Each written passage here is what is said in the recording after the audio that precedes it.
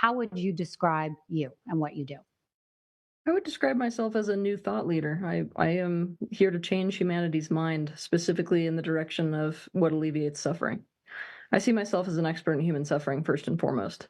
So I want to answer to the things that people are struggling with. And you can do that in a myriad of different ways, whether it's, creating one of these frequency paintings behind here, or whether it's releasing a video about some kind of a relationship pattern, or whether it's hosting an event. I mean, there's so many different ways to approach the struggles that people are facing. So that's Right. why it seems like I'm a jack of all trades. Did you grow up spiritual? Um, that's a kind of hard question to answer because I always had spiritual abilities and I could never really plug into this physical time space reality the way that other people can. So I was born this profoundly spiritual being, but into a family which was not spiritual. My family was comprised of real scientific people, like highly educated, scientific, environmental people. And if they had a religion, it was the outdoors. Right. And you have always talked about how you were sort of born into this world different than other people. Can you explain in better terms what that would mean?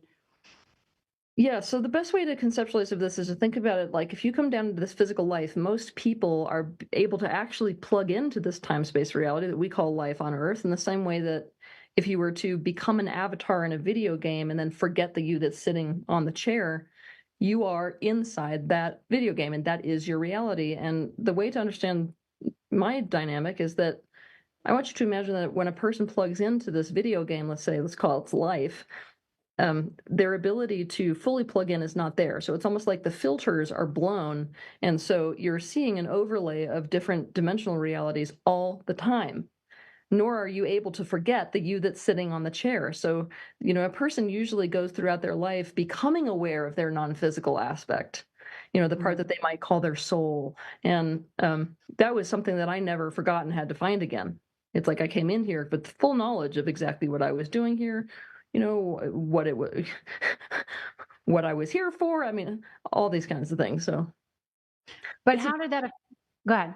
it's like a curse, I'll be honest. I mean, Yeah. everybody's sort of sitting here being like, "Wow, that would be amazing," to be able to see past lives and to be able to talk to entities that are not physically incarnated and to see energy fields and to be able to perceive things before they've even happened. And the real truth of it is that when you're receiving that much information, life is pretty terrible. I had a And, really, and really hard time. and pretty loud, I would assume. Yeah, it's What really was overwhelming. Yeah. Yeah, what was that like though as a kid? Because you must have been very misunderstood by your family or anyone you tried to Oh, verbalize this to see if they were having the same experience. I mean, how what was that like?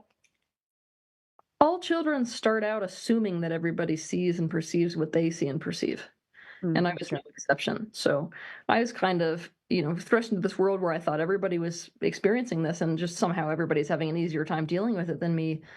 To Mhm. realizing very quickly once I was put into school that this is not the reality that other people are living in, and I got myself in a lot of trouble because of it. Because it wasn't like I was born in the Eastern world where they have a real good concept of people who are like me.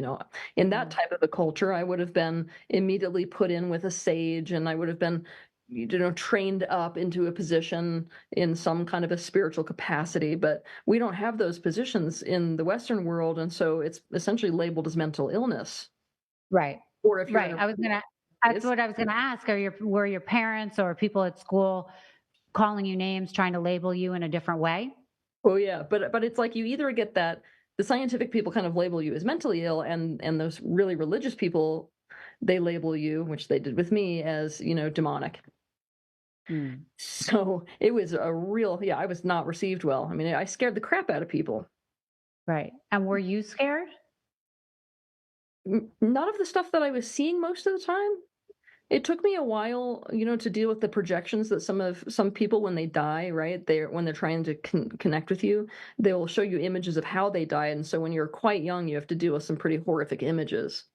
That Mm. I remember being a real struggle.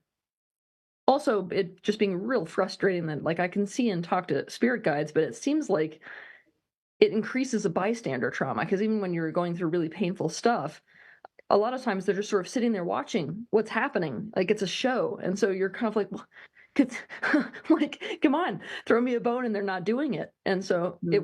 it was more painful than it was a comfort to me when I was younger.